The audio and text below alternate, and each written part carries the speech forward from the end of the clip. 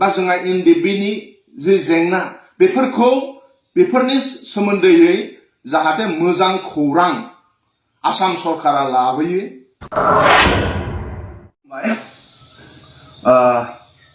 मैया ससियेल मिडियानि गेजेरजों आसाम जि एसेम्ब्लिनि स्पिकार मानगोनां बिस्वजित दैमारी बिथाङा फोरमायनाय बादिब्ला गोजां बोथोरनि जि एसेम्ब्लि सेसन बेयो क'क्राझाराव बिथांमोना खुंगोन।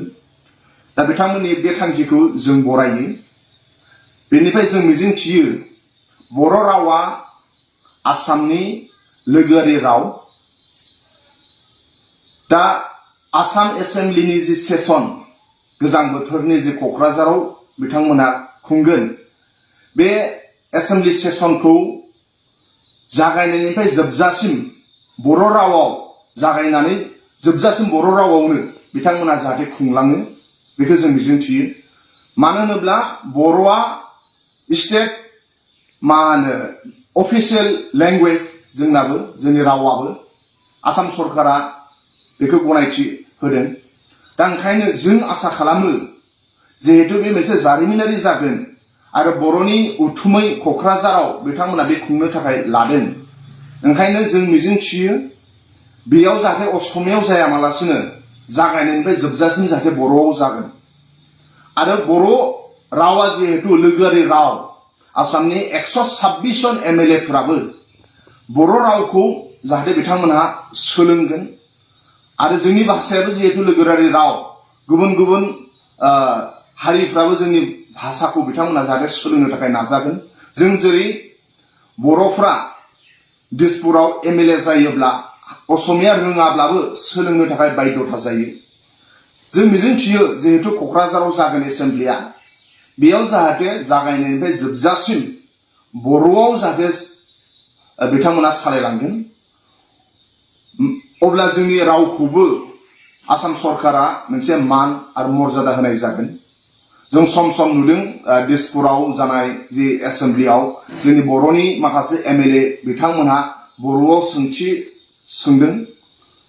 दा बेखौ सोंथि सोंनाय आरो फिन होनाय मोननैबो जाहाथे बर'आव जाहाथे जायो क'क्राझाराव जि जानो गोनां एसेम्ब्लिया जि सेसना, बेखौ जों मिजिंथियो।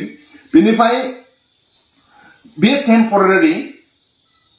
दा जोंनि बर'नि गोबां दैदेनगिरि बिथांमोनहा गोदोनिफ्रायनो बुंबोबाय थानाय जों खोनादों जे गभर्नर भवना अकल दिसपुराव थायामालासिनो साब अफिस जाहाथे ट्राइबेल एरिया बर'नि एरियायावबो जाहाथे जायो। एसेम्ब्लिया जाहाथे दिसपुरावल' थानाय दिसपुरनिफ्राय क'क्राझाराव बिथांमोनहा बेखौ लाबोदों।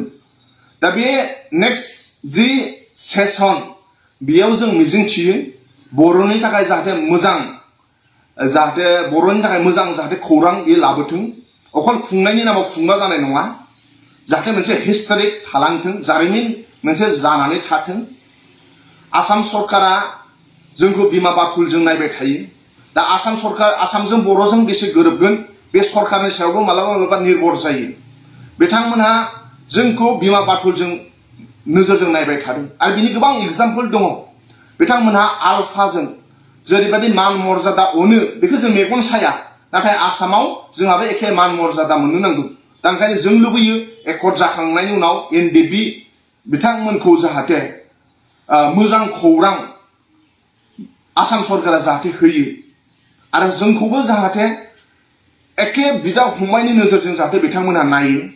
जोंहा गोबां जेंना दङ।